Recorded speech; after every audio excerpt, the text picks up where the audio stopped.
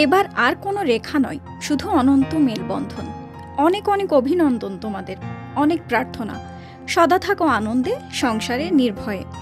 বন্ধু দিবসে প্রকাশিত সাকিব বুবলির ছবি ঘিরে এভাবেই আবেগ প্রকাশ করলেন নির্মাতা চয়নিকা চৌধুরী। তিনি নিজের অনুভূতি তুলে ধরে ফেসবুকে এক দীর্ঘ পোস্ট দিয়েছেন। এতে সাকিব, বুবলি ও তাদের ছেলে শেহজাদ খান বীরকে ভালোবাসা ও শুভকামনা জানিয়েছেন চয়নিকা। পোস্টে নির্মাতা লেখেন, সাকিব খান, শবনম বুবলি, শেহজাদ খান বীর, অনেক অনেক অভিনন্দন। এই বন্ধু দিবসে এই ছবিগুলো দেখে আনন্দে চোখে জল এলো, কি যে ভালো লাগলো। তিনি আরও লেখেন, কিছু সম্পর্কে টান এমনই হয়, সময়, দূরত্ব, নীরবতা কিছুই তা থামিয়ে রাখতে পারে না।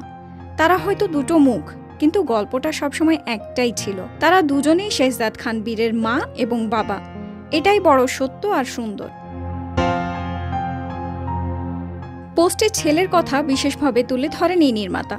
লেখেন, শুভকামনা তোমাদের জন্য, স্পেশালি আমাদের বীরের জন্য।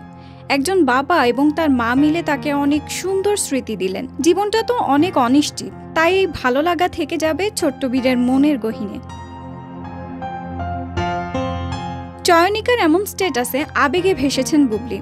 মন্তব্যের ঘরে এই নায়িকা লিখেন, আপনি, আমি ভাষা হারিয়ে ফেলেছি। তুমি এত সুন্দর করে লিখো কিভাবে? অনেক ভালোবাসার একজন মানুষ তুমি। সবসময় দোয়া ও ভালোবাসা।